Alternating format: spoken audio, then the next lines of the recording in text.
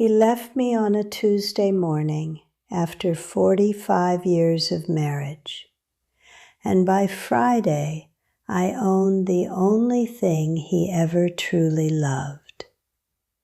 If you think that sounds dramatic, then you have no idea what it feels like to watch a man you built from nothing pack a suitcase for someone younger than your youngest wrinkle. My name is Eleanor Whitmore, and at 67 years old, I learned that betrayal does not retire just because you do. For 45 years, I woke up at 5:30 in the morning to iron his shirts while he slept like a king in the kingdom I helped him build. I raised 2 children mostly alone, while he climbed corporate ladders that were steady only because I held them from the bottom.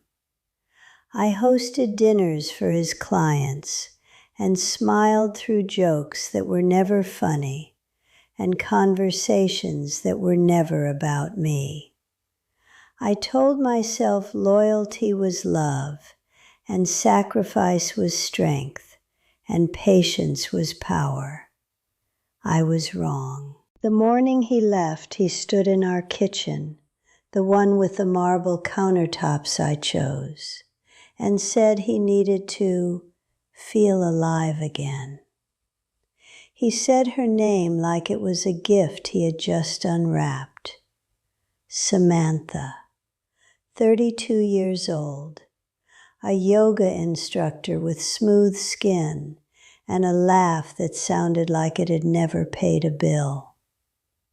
He told me he deserved happiness, as if happiness was something I had been selfishly hoarding in the pantry next to the flour. I did not scream. That surprised him. I did not beg. That confused him.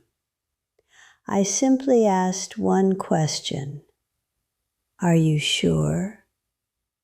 He mistook my calm for weakness and nodded like a man signing a receipt.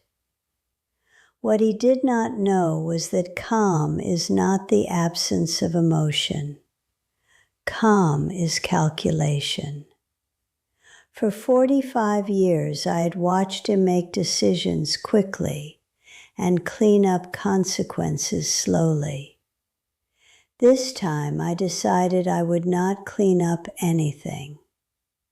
He packed 2 suitcases and left behind the life we built. He kissed my cheek like I was an aunt at Christmas. The door closed softly. That sound echoed louder than any slammed door could have. Here is what most women my age would have done. They would have called their sister. They would have cried into the phone. They would have asked what they did wrong. I did none of those things. Instead, I walked into his study and opened the locked drawer he thought I did not know about. 45 years teaches you more than recipes and anniversaries. It teaches you patterns. Inside that drawer were bank statements, investment accounts, and property documents he never bothered to explain to me because he assumed I would never need to understand them. That assumption was his first mistake. His second mistake was underestimating a woman who had balanced grocery budgets during recessions and still managed to save enough for family vacations. The house we lived in was not just a house. It was the symbol of his success. 5 bedrooms, 3 fireplaces, a wraparound porch that overlooked the lake. He loved telling people he bought it with his first major bonus. He forgot to mention that I co-signed the loan when his credit was weak. He forgot to mention that my inheritance from my father covered the down payment. He forgot many things. I never did. By Wednesday afternoon, I had called a lawyer. Not just any lawyer. Margaret Ellis was 62, sharp-eyed, and known in town for turning polite divorces into precise victories. When I told her my story, she did not look surprised. She leaned back and said, "Eleanor, men his age don't leave because they're unhappy. They leave because they're afraid. Afraid of aging, afraid of fading, afraid of becoming ordinary." She asked me one question. Do you want peace or do you want leverage? That question changed everything. Because peace is something you offer. Leverage is something you use.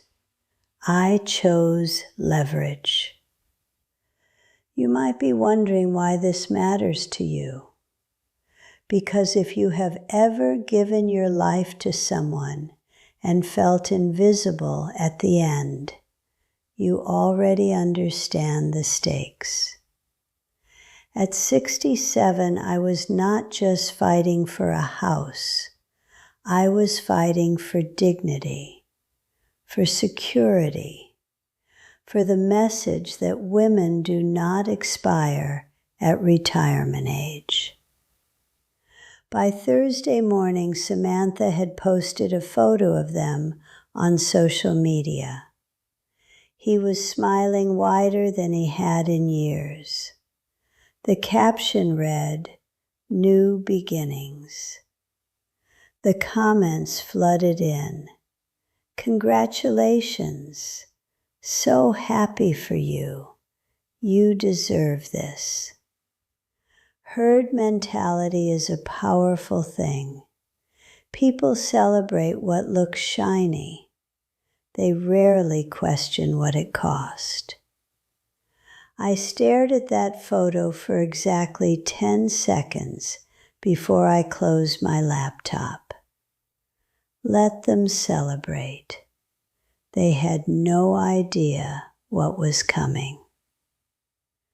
Margaret discovered something interesting in those documents. 3 months before he left me, he transferred a significant amount of money into a joint investment account with Samantha.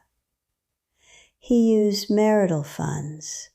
He assumed I would never notice. He assumed wrong. The law does not care about new beginnings when old commitments are still legally binding.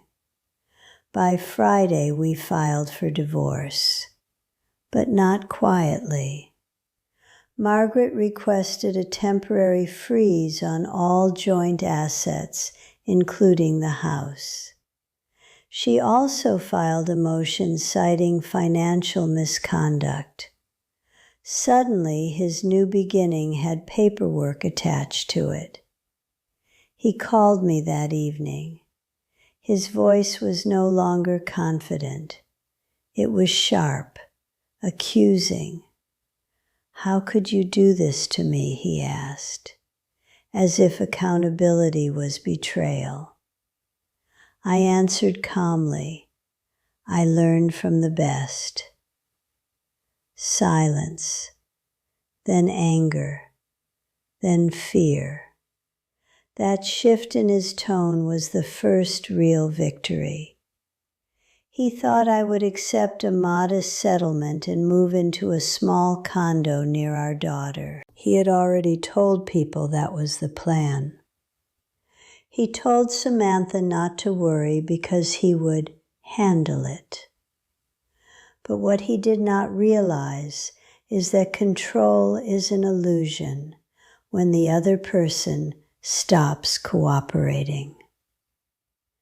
Margaret explained that because I contributed financially and domestically for decades, I was entitled to half of everything.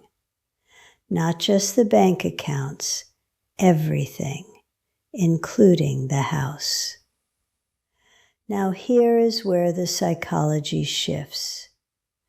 Most people expect revenge to be loud, explosive, public.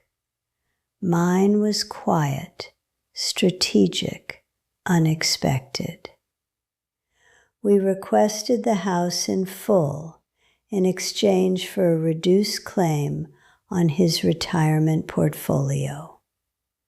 On paper, it looked generous. In reality, it was brilliant. Because the house was appreciating. Because the lakefront property had doubled in value. Because Samantha loved hosting parties. And because he had already promised her they would live there. When he saw the proposal, he laughed. He thought I was bluffing. He thought I would cave. He did not know that I had already scheduled a private appraisal confirming its increased value. He did not know that I had evidence of his hidden transfers. He did not know that fear makes men sloppy. The court date was set for 6 weeks later. 6 weeks is a long time when your future feels uncertain. But it is also enough time to watch the cracks form.